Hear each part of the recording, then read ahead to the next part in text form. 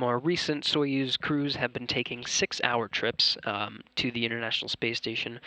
This one's taking 2 days, and that's to test out the variety of upgrades that have been added to the newly modified Soyuz vehicle. This includes thrusters, debris shielding, power, and digital video, as well as many other things. But what makes this Soyuz so different from other previous models? A few weeks ago, my colleague Rob Navias sat down with Mark Bowman, the chief engineer of the Soyuz branch of the Astronaut Office here at the Johnson Space Center, to find out. And he asked Bowman to begin by explaining the goals of the Russian designers had in mind when they set out to improve this spacecraft. Let's take a look. They stated two major reasons for performing the modifications. The first is to increase the reliability of the spacecraft, and the second is to enhance performance and technical specifications.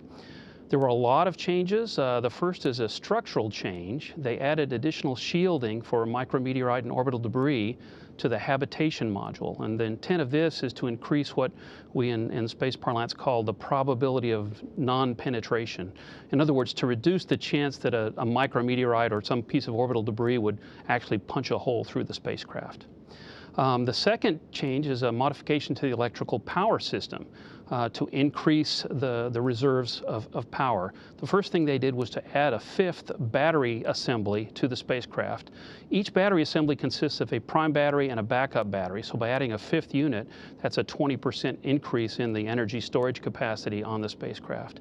And to provide the power that go into those batteries, there are solar arrays on the spacecraft, and they added some additional surface area of the photoelectric cells on the solar arrays, which increased surface area by a little over a square meter of area. And they used additional or modern photoelectric cells on those arrays to increase the efficiency by about 2%. So that helps to increase the power reserves on the spacecraft. In addition, they changed the telemetry system, the radio system that sends telemetry down to the ground and receives commands from the ground in the spacecraft, to go to a much more modern system, what they're calling an integrated command and telemetry system. This makes use of the new Russian Luch satellites, which are analogous to our tracking and data relay satellites, and will greatly increase the amount of coverage that the communications systems on the spacecraft. So ground controllers would be able to send commands. As you know now, they can only command to the spacecraft for about a maximum of 20 minutes per orbit. And that's when they happen to be in an orbit that goes over a Russian ground station. Once this system is fully up and running and tested, they'll be able to send commands for at least 45% to perhaps 80 or 90% of an orbital coverage. Also as part of that Yakatea system, they've transitioned to an S-band system. They removed the old antennas that supported the old radio system and replaced those with 4 omnidirectional antennas that provide access to the spacecraft from all of the Russian ground sites. And additionally, they added a phased array antenna that will point at the Luch satellites, which are in geosynchronous orbit. So the phased array antenna allows them to point more precisely to get communication with those satellites. They also improved the communication system, the VHF communications radios in the descent module, which the crew members used for voice communications with the ground. The Yakatea system includes a backup capability that will eventually enable them to have voice communications in addition to VHF, but that's not functional yet on this first spacecraft. But the improvements to the VHF radios in the descent module provide a lot of additional safety to the crew members, because they've added a global positioning satellite receiver on the hatch of the spacecraft. So once the parachutes have opened during re-entry, they start taking data from a GPS, which tells the spacecraft where it's located.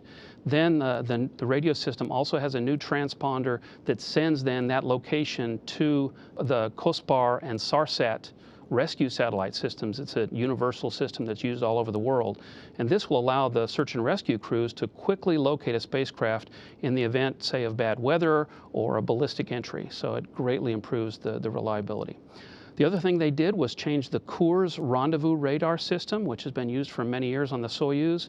The new Kurs includes much upgraded avionics, modernized electronic systems, new antennas. They have actually reduced the antenna footprint on the spacecraft. As you know, you've seen the iconic photo looking out of the blister of the Soyuz as they approach the ISS, and you can see an antenna that's rotating in the field of view. That is a Kurs antenna that is no longer needed. It was very complicated mechanically, and also it had to be retracted prior to docking with the space station so that it didn't come in contact with station structure. The new Kurs allows them to put a small phased array antenna on a fixed bracket that doesn't have to be retracted. It weighs less, uses less power, it's much less complicated.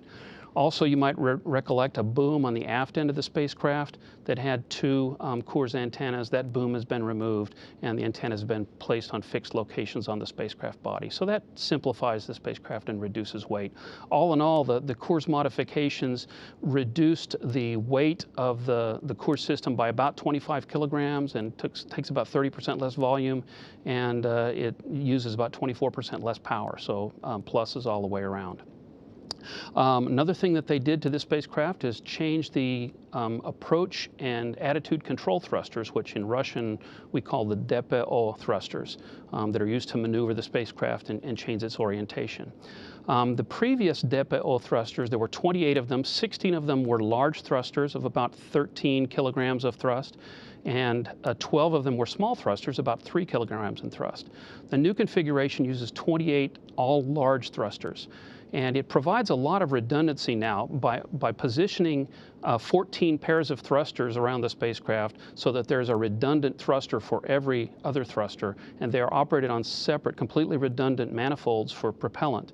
So if one thruster fails, the other thruster immediately, in its pair, immediately picks up and assumes control. You recall in December when the 45 Soyuz approached and they had a false indication of a thruster failing, that required the crew members to manually take over and dock to the space station. With the new thruster configuration, that would not have been a problem. A failure of one thruster just transitions to the thruster on the backup manifold. The other advantage of the new thruster configuration is that on the aft end of the spacecraft, there are 8 thrusters instead of 4. So if during, say, a deorbit burn, for example, if the main engine were to fail, now you have 4 large thrusters to be able to perform your deorbit burn instead of only 4. And so that provides additional level of redundancy as well. How have all these modifications been tested, Mark?